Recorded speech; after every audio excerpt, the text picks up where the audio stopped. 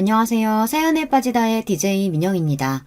오늘 사연자님은 세상이 이렇게 좁구나 라는 걸 새삼 다시 깨닫게 된 사건이 있었다는데요. 과연 어떤 사연인지 들어보겠습니다. 오늘도 두 가지 사연 준비되어 있는데요. 끝까지 들어주실 거죠? 그럼 오늘의 사연 함께 시작해 볼게요. 안녕하세요. 저는 이혼한 지 딱 1년이 지난 30대 이혼녀입니다. 저는 결혼 생활이 좀 힘들기는 했어도 제가 이혼까지 하게 될 줄은 꿈에도 몰랐어요. 남편과 살면서 이래저래 힘든 일은 많았어도 잘 참고 살다 보면 언젠가는 다른 부부들처럼 평범하게 살 수 있을 줄 알았거든요. 저와 남편은 결혼정보회사에서 소개로 만나 결혼했습니다. 사실 저는 30이 다 될 때까지 전혀 결혼 생활이 없었는데 어머니가 30 전에는 무조건 결혼해야 한다고 자꾸만 부추기시는 바람에 얼렁뚱땅 선을 봐서 결혼을 했어요. 물론 그렇다고 아무 남자라도 좋은 건 아니었어요. 남편과 다른 건 몰라도 조건은 잘 맞았거든요. 남편과 결혼한 이유는 제가 생각했던 남편감으로서 기준에 다 부합했기 때문이에요. 남편과 처음 만났을 때 30이 넘은 남자라고 하기엔 좀 순수해 보였어요. 남편은 자리에 앉자마자 쉬지 않고 본인의 부모님 이야기를 했어요. 부모님께서 부부 사이가 굉장히 좋으시대요. 그리고 말끝마다 본인은 부모님을 매우 존경한다고 했죠. 처음엔 그 모습이 굉장히 솔직하고 좋아 보였습니다. 부모님께서는 젊어서 형편이 좋지 않으셨는데도 언제나 주변에 힘든 사람이 있으면 외면하지 않고 물심양면으로 도와주셨어요. 제가 그런 모습을 보고 자라서 그런지 저도 부모님처럼 하루라도 빨리 가정을 이뤄서 화목하게 지내는 게 꿈이에요. 다른 건 몰라도 자식이 부모님을 공경하고 존경한다는 게 저로서는 새롭고 신선했습니다. 저는 그러질 못했거든요. 저희 부모님은 제가 어렸을 때부터 사이가 안 좋으셔서 매일 싸웠어요. 저랑 동생 앞에서도 서로를 매일 헐뜯고 미워했죠. 그런 모습을 보고 크다 보니 저는 부모님을 믿고 신뢰할 수 없었습니다. 원래 사람은 자신에게 없는 걸 부러워하잖아요. 저는 화목한 가정에서 자란 아이들이 항상 부러웠어요. 남편의 그런 순수한 모습이 좋았던 저는 어느새 남편에게 홀딱 넘어가 콩깍지가 씌이고 말았습니다. 남편은 만나면 만날수록 참 착한 사람이었어요. 저에게 잘하는 건 물론이고 제 주변 사람들까지 항상 챙겼죠. 저녁을 먹다가 맛있는 걸 먹으면 항상 포장해서 부모님께 갖다 드리라고 했어요. 그뿐만이 아니에요. 제가 친구들과 만나고 있으면 늦게라도 데리러 와서 친구들과 먹은 밥값을 계산하고 친구들 택시비까지 본인이 결제했습니다. 남편은 주변에 친구가 많았어요. 모임도 많고요. 저야 남편이 워낙 성격도 좋고 주변 사람들을 잘 챙기는 사람이니 당연한 일이라고 생각했습니다. 거기다가 남편이 참 대단했던 게 그렇게 친구가 많고 모임이 많아도 저와 만나는 동안 저에게 소홀했던 적이 없었어요. 옆에서 보니까 부모님에게도 참 잘하는 것 같더라고요. 남편의 그런 점을 보며 저는 참 많이 배웠어요. 저는 항상 저에게 소홀하고 관심 없는 부모님만 탓하며 미워하기만 했는데 남편을 보니 자식도 부모에게 살뜰하게 잘하면 자연스레 부모님도 자식을 믿고 챙겨주시는구나 싶더라고요. 물론 연애할 때는 남편의 그런 점이 좋았어요. 참 다정하고 남을 잘 챙기는 사람이구나 싶어서요. 그런데 결혼하고 보니 남편이 도가 지나쳐도 너무 지나치더군요. 알고 보니 남편은 좋게 말해서 사람이 착한 거지 호구나 다름없었습니다. 결혼하면 결혼 전처럼 매일 친구들 만나고 모임에 매번 참석하기 어렵잖아요. 남편도 저와 결혼하고 나서는 저와 시간을 보내느라 친구들과 사이도 소홀해지고 모임에도 잘 나가지를 못했어요. 그러던 어느 날이었어요. 저는 생각지도 못할 이야기를 듣게 됐습니다. 일요일 아침이라 원래라면 남편이 고등학교 때 친구들을 만나 축구를 하는 날이었어요. 그런데 남편이 전날 저와 늦게까지 데이트를 하고 야간 영화를 보고 들어와서 피곤하다며 아침 축구를 빠졌습니다. 그런데 이른 아침부터 남편 핸드폰이 울리더군요. 아직 잠에서 덜 깬 남편이 전화를 받았습니다. 그런데 옆에서 자고 있던 저에게 들릴 정도로 남편 친구가 소리를 치더군요. 야, 너 축구장 대여를 안 냈어? 오늘 내는 날이라는데. 그리고 오늘 너 축구 안 나온다고 그랬다며? 네가 안 나오면 우리 아침은 누가 쏘냐? 순간 저는 제 두 귀를 의심했습니다. 제가 잠결에 말을 잘못 들은 줄 알았어요. 그런데 곧바로 남편이 어쩔 줄 몰라 하더니 우물쭈물 하더군요.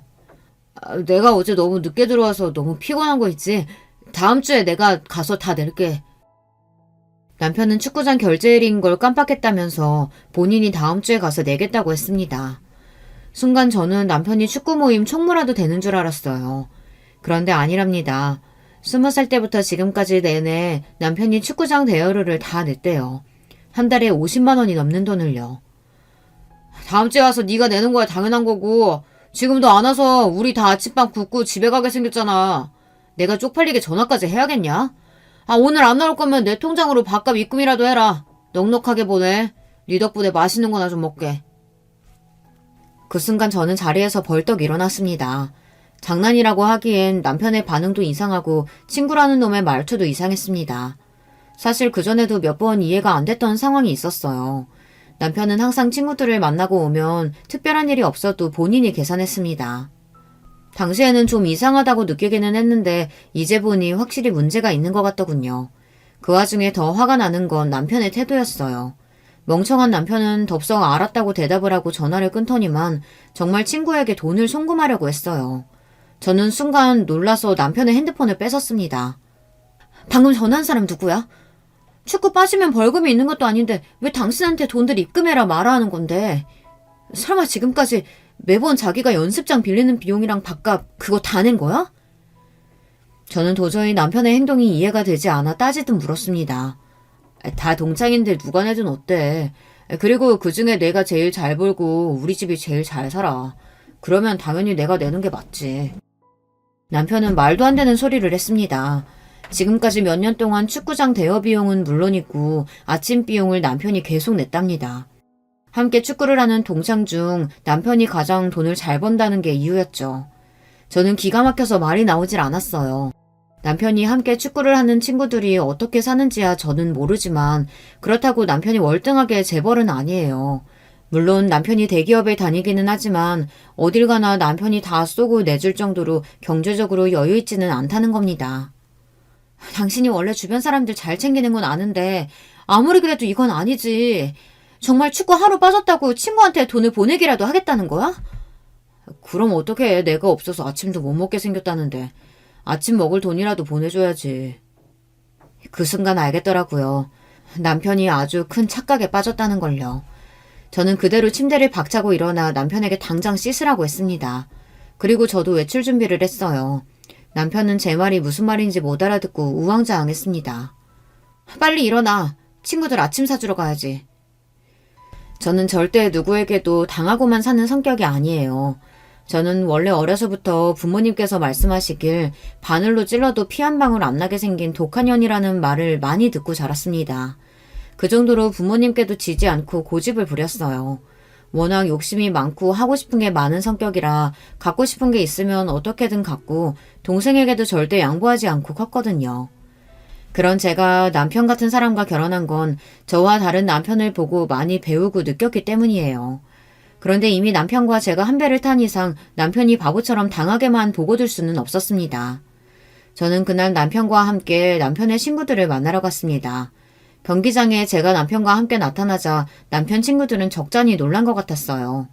겉으로는 재수씨가 웬일이냐며 반기는 척 했지만 그 표정 뒤로 불편해하는 게 분명하게 느껴졌죠. 거기다가 더 화가 나는 건 남편 말이 틀렸다는 겁니다. 친구들이 사정이 힘들어서 축구장 대여료도 남편이 내고 밥도 사는 거라고 했는데 전혀 그래 보이지 않았어요. 다들 한눈에 봐도 비싼 명품 시계를 차고 외제차를 타더군요. 그 모습을 보는데 순간 열불이 터져서 저도 모르게 얼굴이 빨개지더군요. 저는 일부러 더 밝은 척 웃으며 결혼하고 제대로 인사도 못했으니 오늘은 제가 맛있는 걸 사드리겠다고 하고 근처 식당으로 갔습니다.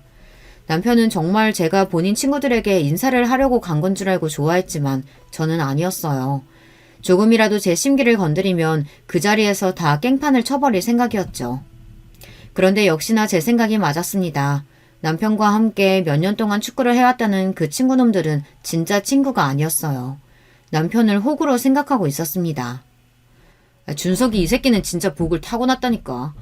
초등학교 때까지는 우리 집 지하에 살면서 여름에 물 차면 물퍼 나르고 겨울에는 매일 보일러 동파돼서 찜질방 가서 살더니만 고등학교 가자마자 이 새끼 아버지가 졸부되고 인생 피더니 장가도 돈 많은 처가 얻어서 갔잖아.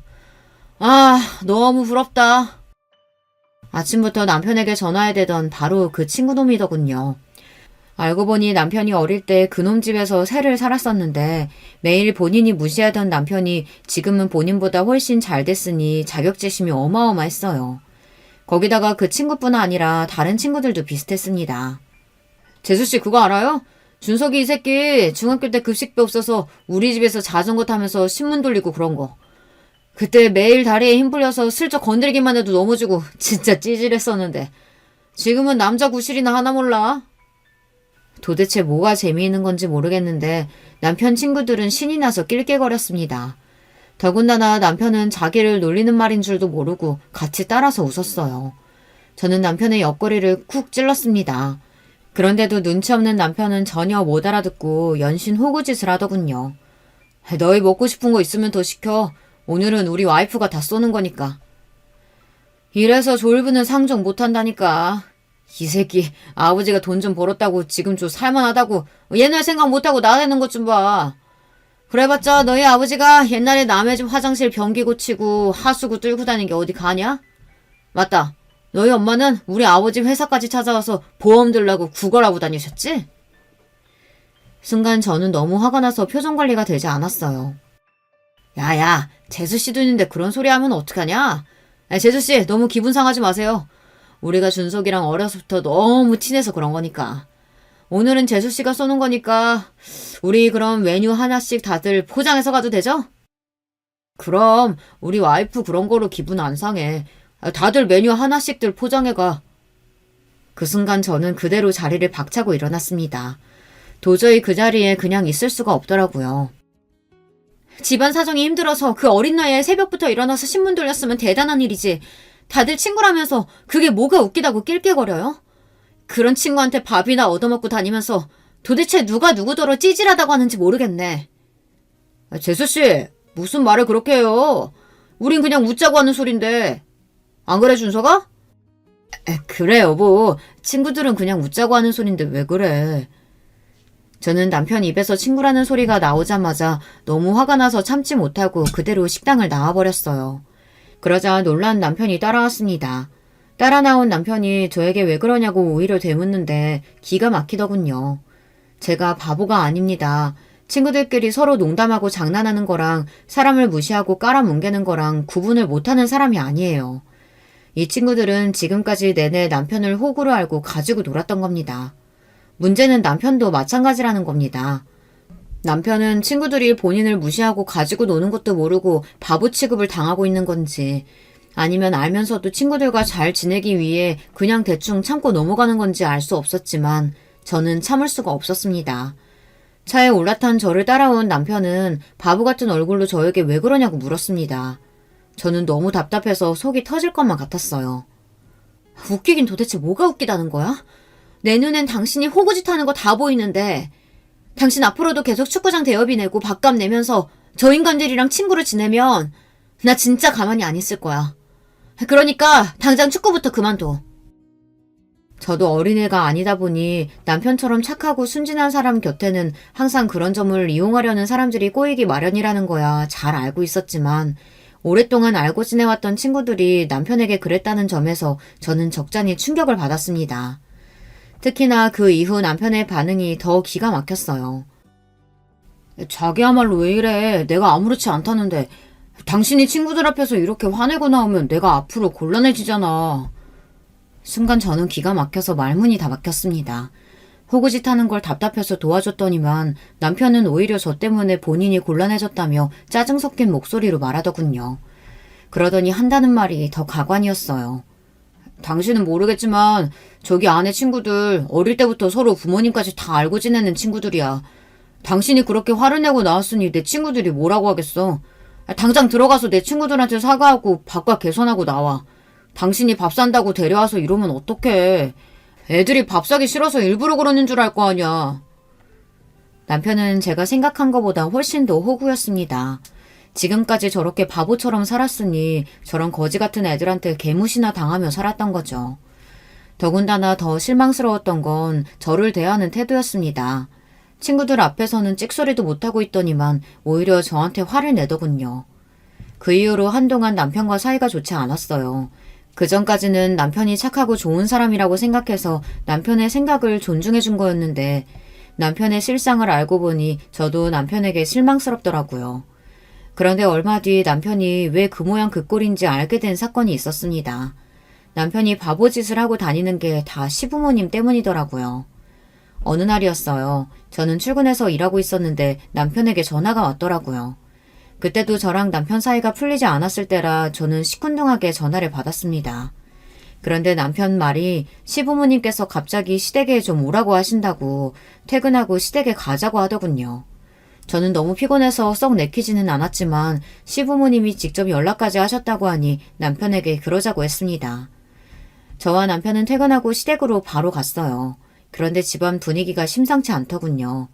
시어머니는 뭔가 심기가 좋지 않으신지 주방에서 나오지도 않으셨고 시아버지만 저희를 반겨주셨어요. 저는 무슨 일인가 싶어 시아버지께 가볍게 인사하고 주방으로 들어갔습니다. 그런데 시어머니께서 표정이 영 좋지 않으시더라고요. 저는 아무래도 분위기가 이상해서 시어머니에게 무슨 일 있으시냐고 물었어요. 그러자 시어머니께서 너희 아버지 때문에 살 수가 없다고 하소연을 하시더군요. 알고 보니 저희가 오기 직전에 시부모님 두 분이 좀 다투신 것 같았어요. 다투신 이유가 그런데 저희와 관계가 있더라고요. 저녁 식사를 하려고 하는데 시아버지께서 대뜸 이상한 소리를 하셨어요. 준석이 너 대기업 다니니까 네 이름으로 대출 좀 받아줄 수 있지? 네가 내일 은행에 가서 대출 3천만 좀 받아서 나한테 좀 보내줘라. 내가 지금 당장 융통할 돈이 없어서 그런데 다음 달 말일이면 돈 나오니까 그때 갚아주봐. 순간 저는 눈이 휘둥그레졌습니다. 아무리 가족이라도 그렇지 3천을 대출까지 받아서 빌려달라니요. 저는 당황해서 시아버지께 무슨 일이시냐고 물으려던 참이었는데 그 순간 시어머니께서 버럭 소리를 지르셨습니다. 이 인간아! 내가 그렇게 애들한테 말하지 말라고 말렸는데 결국은 하네. 준석아, 네 아버지 또 세탁소 하는 윤상이 아버님 도와주려고 하는 짓이니까 절대 대출 받아주지 마. 이 옆에 내가 어디 감히 남자들 하는 일에 간섭이야 간섭은? 윤상이 내가 남이야? 우리가 옛날에 그 집에서 얻어먹은 쌀이 얼만데 이 정도도 못 도와줘? 알고 보니 윤상이는 얼마 전 축구 모임에서 봤던 남편 친구더라고요. 아주 대대로 그 집에 호구짓을 하고 계셨습니다. 가족은 무슨 지난번에도 5천이나 빌려주고 아직도 못 받고 있으면서 아들한테 빚까지 내라고 해서 도와준다는 게 말이 돼? 내가 정말 며느리 볼 낯이 없어. 내가 이번 달에 수금이 늦어져서 그런 거지. 다음 달이면 그깟 3천만 드는 거 일도 아니야. 그때까지만 자식들한테 빌릴 수도 있지. 낯이 없긴 뭐가 없어. 윤상의 아버지면 당연히 도와드려야죠. 저 예금 들어가 있는 거 있으니까 그거 내일 찾아다가 드릴게요. 대출받을 필요 없으니까 걱정하지 마세요. 역시 우리 아들 나를 닮아서 속이 넓다니까.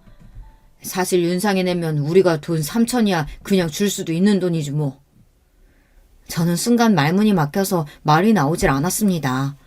남편이 말한 은행에 예금해둔 돈은 나중에 더 큰 집으로 이사하려고 저와 함께 모으는 돈이었어요. 엄연히 함께 모은 돈인데 그 돈을 저와 상의 한마디 없이 본인 마음대로 쓴다고 하니 저로서는 어이가 없더군요. 저는 그제야 알았습니다. 남편이 시아버지를 그대로 빼다 박았다는 걸요. 저는 고민하다 슬쩍 남편과 눈을 맞추고 이야기를 했습니다. 여보, 그 돈은 우리 내년에 이사 가려고 같이 모은 돈인데 상의도 없이 갑자기 그러면 어떡해. 사실 제가 근무하던 직장이 2, 3년에 한 번씩 근무지를 이동해야 하는 일이라 결혼할 때 집을 전세로 구했어요. 거기다가 현재 사는 전셋집 주인이 내년에 직접 들어와서 살 예정이라 저희는 내년에 무조건 이사를 해야 해요. 더군다나 저희 부부가 내년에는 아이도 가질 계획도 하고 있어서 내년에 이사할 때는 집을 사서 가기로 했습니다.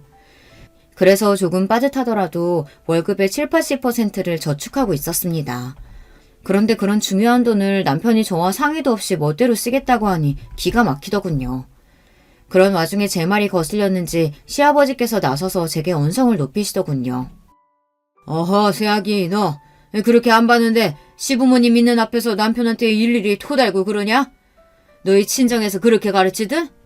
그리고 내가 언제 너희 돈 떼먹는다 그랬어? 다음 달이면 내가 준다고 했잖아. 결혼 전 남편은 분명 저에게 시부모님 두 분 사이가 워낙 좋다고 했어요. 남편의 할머니 할아버지께서 돌아가시기 전까지 시어머니께서 모시고 살았는데 그때 시어머니께서 고생하신 게 고마워서 시아버지께서 시어머니에게 굉장히 잘하신다고 들었거든요. 그런데 막상 시아버지를 겪어보니 남편 말과는 달랐습니다. 시아버지는 저희 친정아버지보다 훨씬 더 고지식하고 남의 말은 아예 들을 생각도 안 했어요. 저는 걱정돼서 이야기를 한 것뿐인데 시아버지께서는 얼굴까지 빨개져서 목소리를 높이시니 저는 순간 너무 당황했어요. 이 인간아, 이제 하다하다 며느리한테 소리까지 질러? 세아가 미안하다. 이 사람이 원래 친구들 일이라면 이렇게 난리를 친다. 준석이 너도 절대 네 아버지한테 돈 줄 생각하지 마. 이 옆에 내가 어디 며느리 앞에서 자꾸 소리를 질러?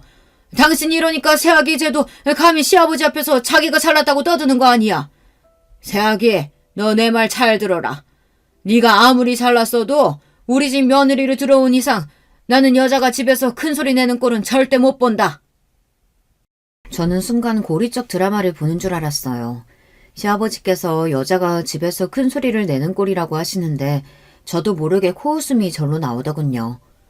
반면 시어머니는 제게 다가와 미안하다고 연신 사과를 하셨어요. 그리고는 속이 타시는지 연거푸 찬물을 꿀꺽꿀꺽 삼키셨습니다. 저도 얼굴이 뜨겁기는 마찬가지였죠. 아무리 가족이라고 해도 시댁인데 서로 얼굴을 붉히며 돈 이야기를 주고받는 게 보통 일이 아니더라고요. 시어머니는 제가 돌아갈 때까지 연신 제 손을 붙잡으면서 부탁 아닌 부탁을 하셨어요. 새아가, 너라도 바짝 정신 차려야 한다. 준석이 제가 다른 건 나무랄 데가 하나도 없는데 자기 아비를 닮아서 저렇게 오지랖만 넓어. 아차 하면 있는 거 없는 거 다 남한테 퍼준다니까. 저는 애써 시어머니 앞에서는 알겠다고 하고 돌아왔지만 마치 목구멍에 음식이 걸리기라도 한 것처럼 답답했습니다. 시어머니 말씀이 남편이 어릴 때부터 그랬대요. 어릴 때는 집도 못 살았었는데 시어머니께서 어렵게 좋은 잠바나 운동화를 사서 입혀 학교에 보내면 그날로 학교 애들한테 뺏기고 왔답니다. 시어머니가 답답해서 그 친구네 집에 쫓아가 잠바랑 운동화를 내놓으라고 하면 준석이가 먼저 가지라고 줬는데 왜 도로 뺏어가느냐고 했대요. 기가 찬 시어머니가 잠바며 운동화를 다시 찾아서 집에 오면 남편은 오히려 쪽팔리게 왜 그랬냐고 시어머니에게 따지며 울먹였답니다. 자기가 친하게 지내고 싶어서 맞춘 게 맞다고요. 저는 제 두 귀로 듣고도 남편을 이해할 수 없었어요. 얼마 전 보았던 남편 친구들이 했던 말이 맞았습니다. 남편은 찌질해도 너무 찌질했어요. 사실 시부모님은 남편이 고등학교에 가기 전까지도 굉장히 힘들게 사셨답니다. 시아버지는 손으로 할 수 있는 노동이라는 노동은 안 해본 게 없을 정도로 다 하셨고 시어머니도 남의 집에서 일도 하시고 보험이며 식당이며 안 해본 일이 없으시더라고요. 그러다가 시아버지께서 힘들게 모은 돈으로 사업을 시작하셨는데 그게 대박이 나서 몇 년 새 집도 사고 차도 사고 승승장구를 했답니다.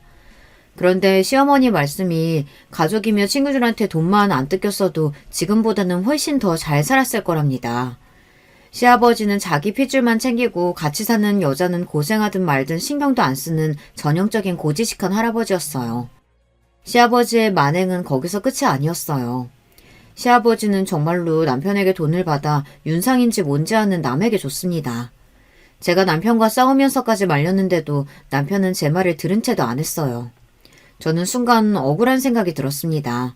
남편에게 속았다는 느낌이 들었어요. 그로부터 얼마 뒤 제가 사람을 잘못 봐도 한참을 잘못 봤구나 싶었던 사건이 있었습니다. 알고 보니 결혼 전 제가 남편의 집안에 대해 알고 있던 조건이 달라도 너무 다르더라고요. 제가 남편을 만나기 전 결혼정보회사에서 전해 듣기로는 시아버지의 사업 규모가 직원 20명이 넘는 규모에 연 매출 100억 원 이상으로 알고 있었어요. 거기다가 15년 이상 운영해온 안정적인 회사라고 알고 있었죠. 그런데 실상을 알고 보니 시아버지가 운영하는 제조회사 앞으로 빚이 어마어마하더라고요. 시아버지가 돈 번을 거의 대출 이자로만 내고 있었어요. 제가 이런 사실을 알게 된 게 얼마 되지 않아요. 결혼하고 좀 이상했던 게 시아버지께서 사업을 하시는데도 시어머니께서 아직도 보험 판매 일을 하시더라고요.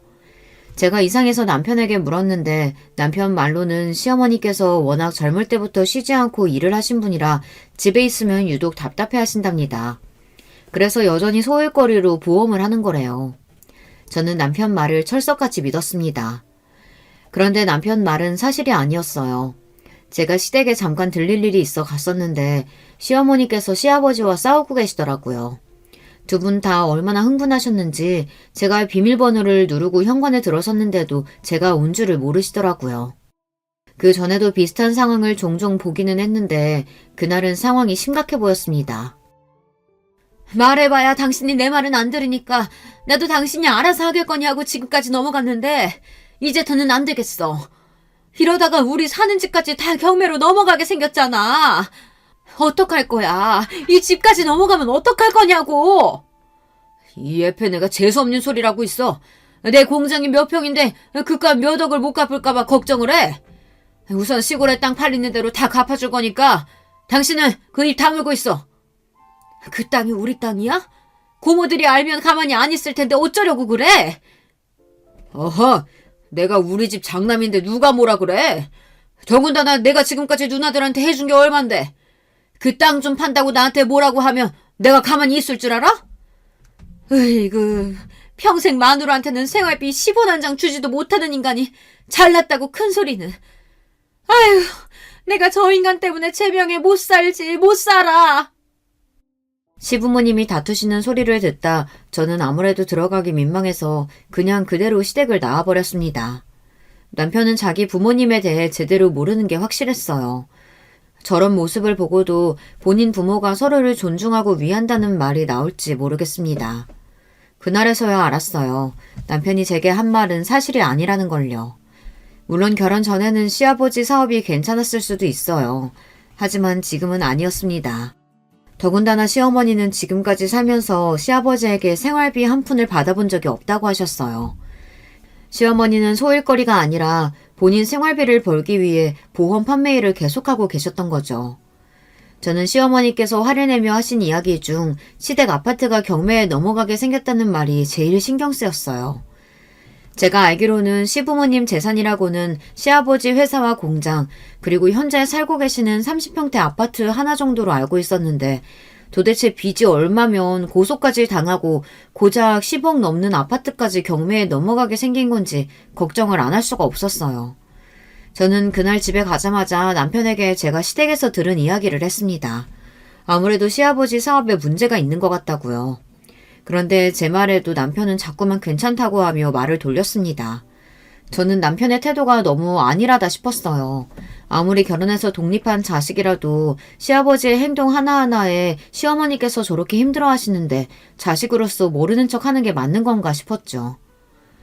시댁일이니까 나도 웬만하면 간섭 안 하려고 했는데 도저히 어머님이 불쌍해서 가만히 못 있겠어. 아버님은 평생 남한테는 몇 천씩 떡하니 빌려주시면서 어머님한테는 지금까지 생활비도 안 주시고 그 연세에 나가서 일하게 하는 게 말이 돼? 당신은 그런 어머님이 가엾지도 않아? 저는 진심이었어요.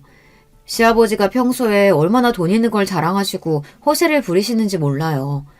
그러면서 같이 사는 시어머니에게는 무관심하니 저까지 속이 다 상하더라고요.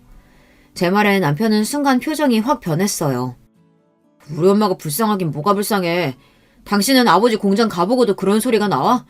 엄마가 사업 해본 적이 없어서 잘 몰라서 괜히 불안해하는 건데 어차피 아버지가 다 알아서 하실 거니까 당신은 걱정할 거 없어. 사람이 소리소리 지르고 욕하는 것만 싸우는 것이 아니라는 걸 저는 남편과 살면서 처음 알았습니다. 남편이 차라리 인상을 쓰고 저에게 소리라도 질렀으면 좋겠어요. 그러면 저도 같이 화를 내고 싸울 수나 있으니까요. 남편은 꼭 사람 좋은 사람처럼 온화한 얼굴을 하고 답답한 소리를 해댔습니다. 그런 얼굴을 보는 게 저는 천불이 나더라고요. 남편은 현실을 직시하지 못하고 자꾸만 제 앞에서 되지도 않는 자존심을 부렸습니다. 자기네 집은 전혀 문제가 없으니 걱정하지 말라는 소리만 했어요. 저는 아무래도 남편과 이야기를 해봐야 답이 나오지 않을 것 같아 이 답답한 마음을 해소하기 위해 시어머니와 둘이 따로 만났습니다. 시어머니에게는 둘이서만 데이트를 하자고 했어요. 저는 시어머니의 기분을 조금이나마 풀어드리고 싶어서 시어머니와 영화도 보고 맛집에도 갔습니다. 시어머니는 생각보다 너무 좋아하셨어요. 시어머니는 영화관에서 영화를 본 게 몇 년 만인지 생각도 안 난다고 하셨습니다. 저는 그런 시어머니가 신경 쓰여 앞으로는 저와 자주 보자고 했어요. 그래도 제 마음이 통했는지 시어머니께서 저를 편안해 하시는 것 같더라고요. 저는 이때다 싶어 슬쩍 며칠 전에 시댁에 갔다가 시부모님 두 분이 싸우고 계셔서 그냥 나왔다는 이야기를 꺼냈습니다. 그러자 시어머니께서 당황하시더라고요. 저는 무슨 일 있으시냐고 걱정돼서 엽죽는 가라고 말씀드렸어요. 그러자 시어머니도 머뭇거리더니 결국은 이야기를 하시더라고요. 그런데 그 말에 놀랐습니다. 제 생각대로 시아버지의 사업에 문제가 있었어요. 얼마 전 시아버지 회사의 거래처들이 단체로 시아버지를 고소했답니다. 거래처마다 결제가 몇 억씩 밀려서 거래처들끼리 단합해서 시아버지를 고소했다더라고요. 그래서 그 돈을 거래처에게 제시한 시일 내에 갚지 않으면 시부모님이 사시는 아파트가 경매에 넘어갈지도 모른답니다. 저는 순간 놀라서 표정관리가 되질 않았어요. 얼마 전까지 친구들한테 몇 천씩이나 빌려주시고 비싼 차도 척척 사시더니 왜... 저도 너무 이해가 안 돼서 저도 모르게 마음의 소리가 튀어나왔습니다. 제가 지금까지 봐온 시아버지는 돈을 쓰는데 거침이 없는 분이었어요. 어디를 가나 항상 본인이 계산하는 건 물론이고 주변에 누가 돈만 빌려달라고 하면 다른 사람한테 빌려서까지 주는 사람입니다. 거기다가 얼마 전에는 잘 타지도 않으시는 차를 2억이 넘는 외제차로 바꿨어요. 그때도 시어머니와 싸우셔서 저와 남편이 민망해 일찍 집에 왔었거든요. 사실 제가 타는 차가 10년이 됐어요. 저희 친정아버지가 제가 대학생 때 집이 멀다고 사준 차였는데 저는 지금까지 그 차를 타고 있습니다. 차가 아직 멀쩡하기도 하고 정이 들어서 남편이 차를 사주겠다고 해도 저는 제 차가 좋았어요. 그런데 시아버지께서 매일 제 차만 보시면 그렇게 한 소리씩 하셨습니다. 너는 돈도 잘 버는 애가 왜 아직도 그 똥차를 타고 다니냐? 네가 그런 차 타고 다니면 사람들이 우리 준석이를 뭐라고 생각하겠어? 대기업 다니는 남편이 지만 외제차 타고 다니고 마누라는 똥차 타게 다니게 한다고 수군거릴 거 아니야. 남편도 몇 년 전에 차를 외제차로 바꿨어요. 그 전에 타던 차도 멀쩡했는데 자기 친구들이 다 외제차를 탄다면서 모아둔 돈도 없이 무작정 중고로 외제차를 샀습니다. 그때 저도 남편이 이해가 되질 않았지만 아직 애도 없고 젊으니 하고 싶은 대로 두자 싶어서 넘어갔죠. 제 차가 오래되긴 했어도 워낙 잘 만든 차라 멀쩡해요. 정비소에서도 관리 잘해서 앞으로 3, 4년은 더 타도 괜찮다고 했고요. 너는 없이 큰 애도 아니면서 애가 참 궁상맞다. 아무래도 사돈이 돈 있으면서도 꽁꽁 감춰두고 자식들 고생시키는 짠돌이신가 보다. 시아버지는 툭하면 자리에도 없는 친정 식구들을 이야기를 했습니다. 저희 친정아버지도 사업을 하세요. 저와 남편이 결혼정보회사에서 소개를 받다 보니 처음 결혼정보회사에 등록할 때 부모님 회사 정보에 대해서도 공개했습니다. 당시에 시아버지 회사보다 친정아버지 회사 규모가 커서 제가 등급이 좀 더 높게 나왔는데 그걸 가지고 시아버지는 아직도 자존심이 상하시는지 자꾸만 저희 아버지를 제 앞에서 깎아내렸습니다. 그럴 때마다 저는 아니라고 그렇지 않다고 했는데도 시아버지는 항상 제 이야기를 전혀 듣지 않으셨어요. 그럴 때마다 저는 제 남편이 점점 시아버지랑 더 똑같아지면 어쩌나 걱정됐습니다. 지금도 시아버지를 많이 닮았으니까요. 그러던 어느 날이었습니다. 제가 우려했던 일이 결국은 터지고 말았어요. 시아버지께서 고소당한 사건을 해결하지 못해서 시부모님이 사시던 아파트가 경매로 넘어가고 말았습니다. 그 일로 시어머니께서 충격을 받아 실신까지 하셨어요. 그럴만했죠. 시아버지께서 시어머니 앞에서 본인이 알아서 하겠다고 그렇게 큰 소리를 치더니만 결국은 사고를 쳤으니까요. 저는 시어머니가 걱정돼서 퇴근하면 시어머니께서 입원하신 병원에 매일 들렀습니다. 시어머니는 정신을 차렸는데도 기운이 없어 식사를 제대로 못 하셨어요. 어머니, 지금은 너무 힘드시겠지만 그래도 아버님께서 금방 정리하실 거예요. 그러니까 기운 내시고 얼른 식사하세요. 그 인간이 알아서 하기는 뭘 알아서 해. 그 공장도 반이 넘게 다 은행 빚이야. 집 팔아도 거래처 사람들 돈 주고 나면 남는 것도 없는데 도대체 어떻게 하겠다는 건지. 시어머니의 이야기를 듣는데 저는 너무 기가 막혔습니다. 시아버지는 말 그대로 빚 좋은 개살구였어요. 여기저기 빚 만지고 떵떵거리며 다니신 거죠. 온갖 허세는 다 부리면서요. 저는 시어머니가 너무 불쌍했습니다. 평생 그런 남자랑 사셨으니 얼마나 마음고생을 많이 하셨을까 싶어서요. 그런데 이게 남의 이야기가 아니었습니다. 그날 저녁 저는 남편에게 이야기했어요. 시댁 상황이 좀 안 좋은 것 같으니 시어머니께서 퇴원하시면 아파트가 정리될 때까지 우리 집에 잠깐 모시자고요. 저로서는 남편을 많이 배려해서 한 이야기였습니다. 아무래도 남편이 먼저 이야기를 꺼내기엔 어려울 것 같아서요. 그런데 남편 반응이 의외였습니다. 저에게 그럴 필요 없다네요. 아버지가 금방 정리할 텐데 왜 다들 이렇게 오바야. 아버지 타는 차 몰라?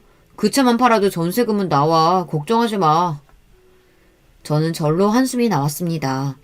어떻게 30이 훌쩍 넘은 남자가 저 정도로 생각이 짧을까요? 저는 더는 남편에게 할 말이 없어 입을 다물어 버렸습니다. 그런데 얼마 뒤 생각지도 못한 일이 벌어졌어요. 시어머니께서 퇴원하시는 날이라 병원에 갔는데 시아버지께서 와 계시더라고요. 저는 시아버지에게 집은 어떻게 되는 거냐고 다시 시댁으로 시어머니를 모시고 가시는 거냐고 여쭙습니다. 안 되면 저희 집으로 모시고 갈 생각이었으니까요. 그런데 시아버지께서 대뜸 하시는 말이 기가 막히더군요. 안 그래도 그 아파트 너무 작아서 이사하려 했었어. 그래서 이번 기회에 팔고 아예 공기 좋은 동네 가서 살려고 2층짜리 전원주택으로 내가 싹 알아보고 계약했다. 이제 잔금만 내면 돼. 저는 그래도 다행이다 싶었습니다. 남편 말대로 시아버지가 아예 생각이 없는 사람은 아닌가 싶어서요. 그런데 곧 바로 하는 말이 어이가 없었습니다. 그래서 말인데 네가 1억만 좀 구해와라. 잔금 내는데 딱 1억이 모자라네. 시부모 이사 가는데 며느리가 그 정도는 할 수 있지?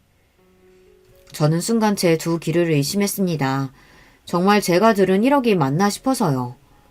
아버님, 제가 지금 당장 1억이 어디 있어요. 그리고 돈이 없으시면 형편에 맞게 구하셔야지. 두 분이 사시는데 2층짜리 전원주택이 웬 말이에요. 저는 너무 황당하고 기가 막혀서 버럭 말을 내뱉었습니다. 그런데 그 순간 시아버지 얼굴이 차갑게 굳었어요. 뭐야? 형편? 너 지금 말 다 했냐?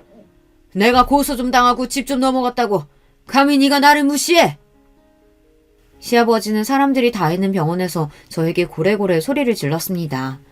그러더니 저에게 너처럼 버릇없는 애를 며느리로 인정할 수 없다며 당장 나가라고 엄포를 놓으셨어요. 저는 황당해서 왜 이러시냐고 저도 가족인데 그런 소리도 못하느냐고 했습니다. 그런데도 시아버지는 저와 눈을 마주치지 않았어요. 저는 그대로 시어머니 얼굴도 못 보고 쫓겨나다시피 집에 왔습니다. 그런데 얼마 뒤 믿기지 않는 일이 벌어졌어요.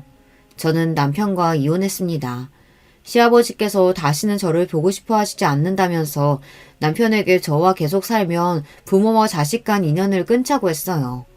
저는 세상에 무슨 이런 아버지가 있나 싶었는데 더 황당한 건 남편의 태도였어요. 남편은 저에게 당장 시아버지에게 가서 무릎 꿇고 사과를 하라고 했습니다. 그래도 용서해 주실지 모르겠지만 저에게 그렇게라도 하라네요. 안 그러면 정말 저와 이혼하겠대요. 그 순간 저도 지금까지 내내 붙잡고 있던 이상의 끈이 끊어지고 말았습니다. 제가 잘못한 것도 없는데 자꾸만 억울해지는 상황을 더는 참을 수 없었어요. 저는 그렇게 남편과 이혼했습니다. 처음엔 저도 그냥 시아버지에게 사과했어야 했나 하기도 했어요. 하지만 시간이 지날수록 차라리 잘 됐다 싶었습니다. 제가 주변에서 듣기로 시아버지의 사업이 결국은 부도가 났다고 하더라고요. 저는 그럴 줄 알았다 싶었습니다. 시아버지는 사업을 할 만한 사람이 아니었으니까요. 물론 시어머니가 걱정이 되기는 했지만 이제는 남남인데 더는 신경 쓰지 않고 살기로 했어요. 이혼녀로 살아간다는 것도 만만찮게 힘들었으니까요. 그러던 어느 날이었습니다. 제가 아버지를 만날 일이 있어서 강남의 호텔에 좀 들렸어요. 마침 주말이라 그런지 호텔에 결혼식이 많아 호텔 안에 사람이 많더라고요.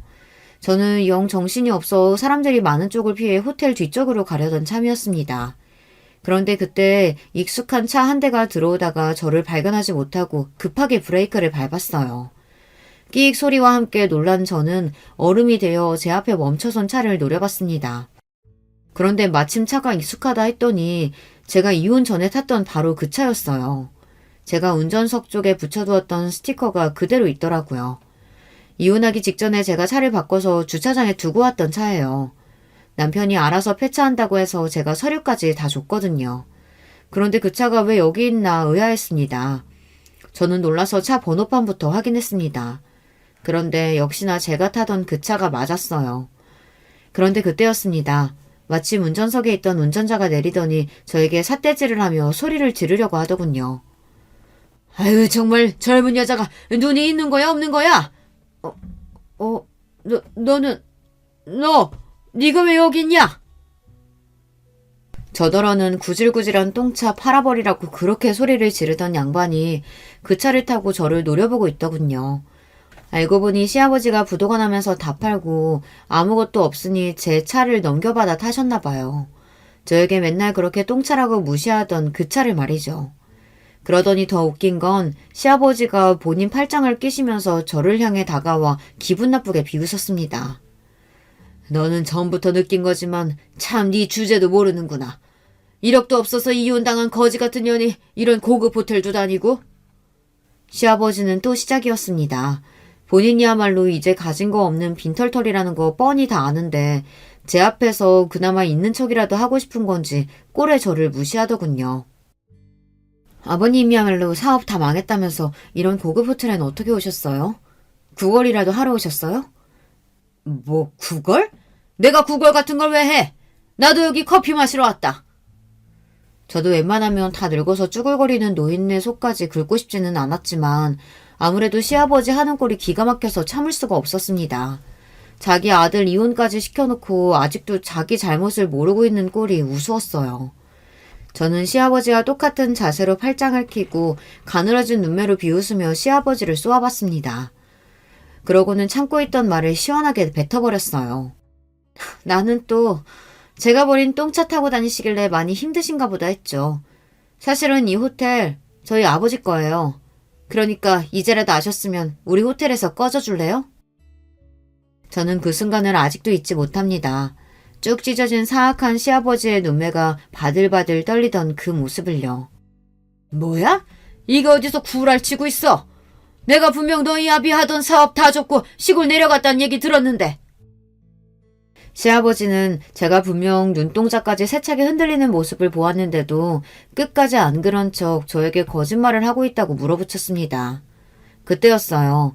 호텔 유니폼을 입은 직원들이 주차장 앞을 지나가다 저를 보고 달려와 90도로 인사를 하자 그제야 시아버지는 휘둥그레진 눈으로 놀라 떡 벌어진 입에 개거품을 물었습니다. 말도 안 돼. 네가 어떻게? 이제 좀 알겠어요? 아버님께서 얼마나 멍청하게 군 건지. 사실은 이랬습니다. 친정아버지께서 제가 이혼을 준비하던 당시에 하던 사업을 모두 다 정리하신 건 맞아요. 지금까지 일하느라 너무 힘들어서 지쳤다고 혼자라도 시골에 내려가 살고 싶다고 하셨거든요. 그런데 친정어머니 생각은 달랐어요. 시골에는 절대 내려가고 싶지 않다고 하셨죠. 그래서 두 분이 또 피 터지게 싸우셨어요. 당시에 저는 제 상황만으로도 힘들어서 부모님 일에는 신경 쓸 겨를이 없었습니다. 제가 부모님보다 먼저 이혼을 했으니까요. 그런데 신기하게도 부모님께서 제가 이혼한다는 이야기를 하자마자 꽤 충격을 받으셨어요. 부모님은 워낙 제가 말이 없다 보니 항상 제가 알아서 잘 사는 건 줄 알았는데 결혼하고 몇 년 동안 제가 혼자 마음고생을 했다는 걸 아시고는 굉장히 속상해 하셨어요. 그러고는 아버지께서 중요한 결정을 내리셨습니다. 저를 혼자 둘 수 없다며 사업을 모두 정리한 돈으로 호텔을 인수했어요. 저에게 물려주시겠다고요. 사실 저도 잘 기억이 나지 않지만 제가 어릴 때 부모님과 처음이자 마지막으로 해외여행을 갔을 때 제가 바다나 놀이동산보다 호텔을 더 좋아했대요.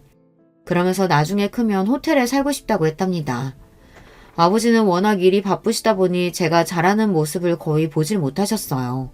그래서 유일하게 기억하고 있는 저의 모습이 호텔을 좋아하던 그 모습이었던 거죠.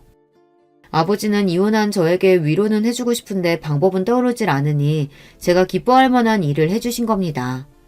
저도 처음엔 아버지의 말이 믿기지 않았지만 아버지는 정말로 대형 호텔을 인수했어요. 그리고 전문 경영인을 고용해 운영하고 계십니다.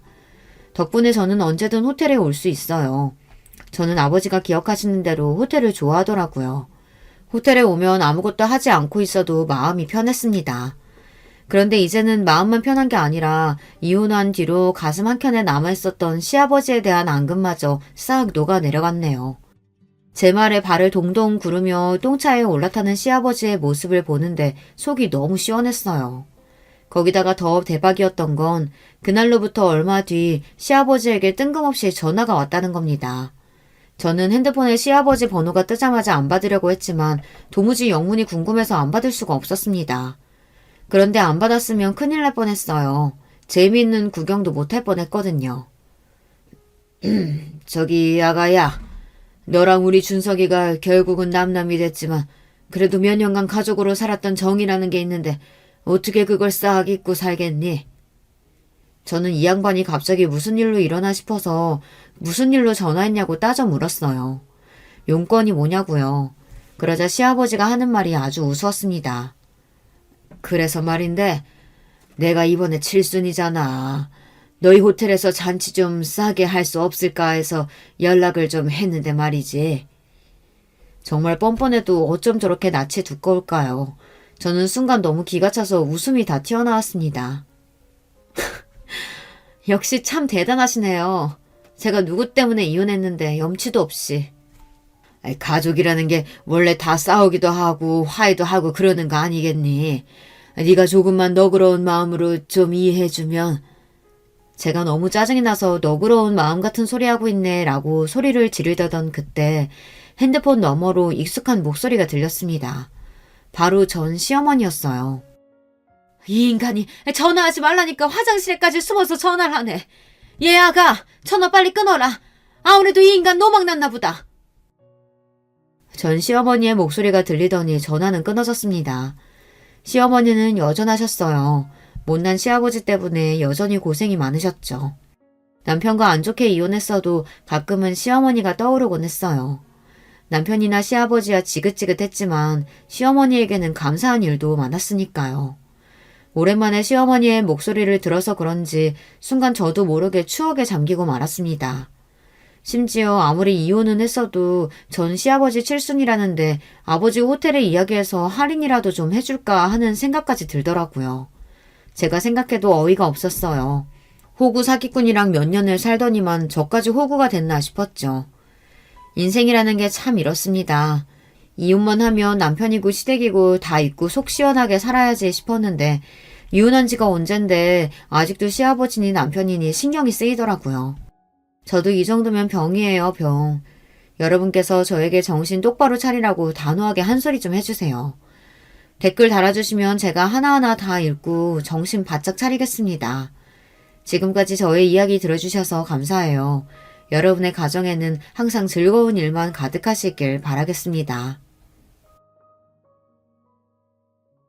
여러분, 두 번째 사연 시작하기 전에 좋아요, 구독 꼭 눌러주실 거죠? 그럼 두 번째 사연 바로 시작합니다. 안녕하세요. 저는 서울 변두리에 거주하고 있는 기혼 여성입니다. 매일 애청하고 있는 사연에 빠지다.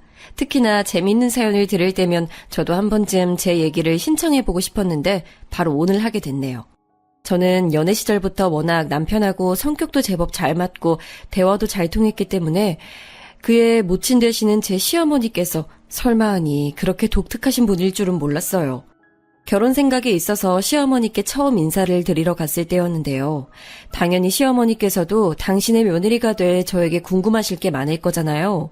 그래서 무슨 질문들을 하시려나 싶어서 긴장과 기대가 많이 됐었죠. 그런데 제게 건네신 첫 번째 질문은 이거였어요. 뭐시갱이 전문대학교라고요? 우리나라에 그런 허접한 곳도 참나. 세상에나 대학이랍시고 존재를 하고 있었단 말이에요? 네, 그러실 만도 하죠. 이름이 잘 알려진 대학은 아니니까요. 저도 고등학교 3학년 때 처음 이 대학을 알았던 것 같아요. 그렇구나. 아가씨는 사람이 참 특이하네. 어쩜 그런 곳을 나와가지고서는 대학을 나온 사람이라고 주변에 말을 당당하게 하고 살 수가 있었을까. 우리 혜진이는 우리나라 사람이라면 모르는 사람이 아무도 없는 유명한 대학교를 나와서요. 내가 이름 모를 전문대 나부랭이 쪽에는 영 지식이 없으니까 아가씨가 이해를 해줘요. 참 혜진이는 내 딸이에요. 네, 익히 들었습니다. 사실 통화도 한번 한 적 있어요. 목소리가 아주 차분하시더라고요. 아유, 사람 볼 줄 아네. 우리 혜진이가 차분하고 성실하고 우직하고 바르게 타고나는 거 따지면 아우 한도 끝도 없어요. 아, 가방끈이 용마땅치 않아서 잘난 사람 얘기는 혹시 듣기 불편한 거 아니죠? 제가 떨떠름하게 아니라며 고개를 저어드렸는데 그 후로 시어머니께서는 고삐 풀리신 것 마냥 저에게 오만 이야기를 다 늘어놓으시는 분으로 빠르게 변모하셨어요. 그래서 제가요 두고두고 후회를 했죠. 첫 단추를 잘 꿰써야 했는데 어리 빠져서는 어영부영 순간을 모면하려고 대충 맞장구를 쳐드렸더니 시어머니께서 저를 편하게 보셔도 너무 편하게 보시고 행동을 하셨거든요. 시어머니께서 꼭 언급하시는 대학 이야기가 있는데요. 배경 설명을 드리자면 우선 저는 경기도에 있는 전문대를 나왔어요. 제 남편은 서울 소재의 4년제 대학을 나왔는데 어지간히 대학에 관심 있지 않은 다음에야 그 대학 이름을 정확히 모르시는 분들이 더 많을 것이에요. 이런 저희 부부와는 다르게 국내 최고라고 할 수 있는 간판 명문대 3곳 중에 한 곳을 나온 사람이 있었으니 바로 제 시누이였어요. 남편보다 3살 어리고 저보다는 2살 어린 제 시누이는 고려대학교에서 경영학을 전공했습니다. 명문대 다니는 시누이는 시어머니의 가장 큰 자랑이었다고 하네요. 우리 혜진이가 따로 과외 한 번을 안 받고 혼자서 고려대를 들어간 거야. 재수, 삼수, 사수를 해서 들어가는 사람들이 수두룩 빽빽한 고려대학교에 집안에 별다른 도움 하나 안 받고 혼자 힘으로 한 방에 들어갔으니 아우, 대학은 최초 합격이 있고 추가 합격이 있는데 우리 혜진이는 세상에나 추가가 아니라 바로 1차에 붙어버린 독보적이고 뛰어난 입학생이었지. 아, 그렇군요. 역시 아가씨 대단하신 것 같아요. 그런데요, 어머님. 기쁘게 말씀하시는 와중에 죄송하지만 제가 그 얘기를 벌써 4번째 듣고 있거든요. 뭐? 내가 이미 이 얘기를 했었다고? 내가 언제? 혜진이가 입학하자마자 인기 많았다는 얘기만 했지 최초 합격했다는 얘기 안 했잖아. 아니요, 하셨어요. 첫 학기에 아가씨가 학점 잘 받아오셨다는 그런 얘기도 저한테 진작 하셨었고요. 그러니? 근데 너는 공부도 잘 못했던 애가 왜 이런 데서는 기억력이 좋고 난리야? 끼케야 전문대 출신이. 우리 혜진이 얘기 좀 더 하고 싶은데 네가 초를 딱 쳐버리니까 내가 김이 빠지네. 예, 넌 앞으로 분위기 좀 읽어야겠다. 학교 다닐 때 교과서 안 읽던 솜씨를 이런 식으로 발휘하면 네 시어머니인 내가 난감해져. 아주 황당한 말씀을 나름의 언어 유희랍시고 하시던 시어머니 앞에서 저는 어이가 없었죠. 사람이 너무 당황하면 말문부터 막힌다는 것을 저는 시어머니를 통해서 처음 알게 됐던 것 같아요. 항상 말씀마다 우리 혜진이를 달고 사셔서 왜 저렇게 딸 사랑이 지극하신 것인지 의문이었는데 시누이가 명문대에 떡하니 합격했던 시기에 비밀이 담겨 있었더라고요. 저에게 왕래하는 시어머니는 계시지만 시아버지는 계시다고 할 수가 없었는데 그 이유가 시부모님께서는 이혼을 하셨습니다. 저하고 연애할 때 남편이 종종 그런 얘기를 했었어요. 자기는 나중에 결혼하고 아이 낳고 가정을 꾸리고 나면 무조건 처자식에게만 충성하면서 집중하는 가장이 되고 말 것이라고요. 거의 스스로에게 주문을 걸듯이 그런 포부를 밝히길래 혹시 이유가 있는지 궁금했지만 남편은 함구했었는데 저희가 결혼을 진행하게 되면서 그때 제게 밝혔어요. 우리 부모님이 이혼하신 건 너도 알고 있겠지만 사실 그게 단순한 성격 차이 때문이 아니었어. 아버지께서는 내가 중학생이던 때부터 상습적으로 바람을 피우셨어. 그 때문에 엄마는 스트레스를 너무 많이 받으셔서 한 번은 길에서 쓰러지신 적도 있을 정도였어. 그게 정말이야? 아니, 어떻게 바람을 피워대셨으면 상습적이었다고 하는 거야? 듣기만 해도 속이 갑갑해진다. 차라리 진작에 이혼을 하시지. 엄마는 사춘기였던 우리 남매한테 부모의 이혼이라는 납품을 남겨주고 싶지 않으셨다고 해. 게다가 외갓집이 많이 고지식한 분위기의 집안이거든. 그런 데서 자라오신 엄마로선 이혼이 너무나도 큰 벽처럼 느껴지셨을 거야. 아버지께서 돈을 잘 벌어다 주시는 것도 아니었고 자식들에게 다정한 분도 아니셔서 엄마 혼자서 너무나도 큰 짐을 짊어지신 채 10년 가까이 인내하셨어. 난 그래서 아버지만 생각하면 화가 나고 엄마만 생각하면 그 곁을 보필해드리지 못했던 내 자신에 대해 화가 나서 너무 죄송한 마음이 들어. 저는 상견례장 그리고 결혼식장에서 딱 2차례 시아버지를 뵀는데요. 외모만 보면 너무 멀쩡하고 풍채가 좋으셔서 상습적으로 질 나쁜 바람을 피우신 분 같아 보이지 않았기에 속으로 살짝 소름이 돋았어요. 역시 사람은 겉만 봐선 모르는 법이더라고요. 시아버지께서는 생산직에 몸을 담고 계셨으나 바람을 피웠던 상대들은 거의 학습지 교사, 간호사, 대학 교수 등이었다고 합니다. 시아버지께는 타고난 공부머리 같은 게 있었는데 옛날에 집안 형편상 대학 진학을 하실 수 없었다고 해요.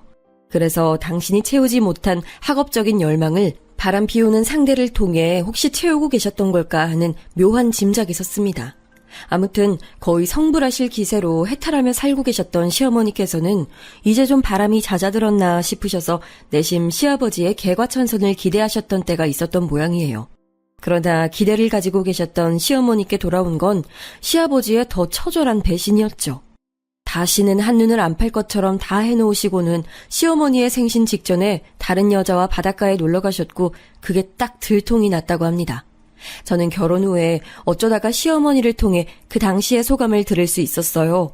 텔레비전에서 바닷가 여행이 나오고 있었는데 그걸 보신 시어머니께서 갑자기 이를 갈면서 그때 얘기를 줄줄 늘어놓으셨거든요. 내가 그 망할 연구원인지 나발인지 아는 여자하고 바닷가 나들이 갔다는 걸 안 순간 머리 뚜껑이 확 열려버렸지. 지난 세월 참던 목까지 얹어져서 뚜껑이 열리다 못해 아주 박살이 나버렸어. 당장에 귀싸대기 후려치고 이혼서류 내밀었는데 그 나쁜 인간이 아무렇지도 않게 이혼서류에 대고 자기 지장을 찍더라. 어머니께 미안하다는 사과 한마디도 없이요?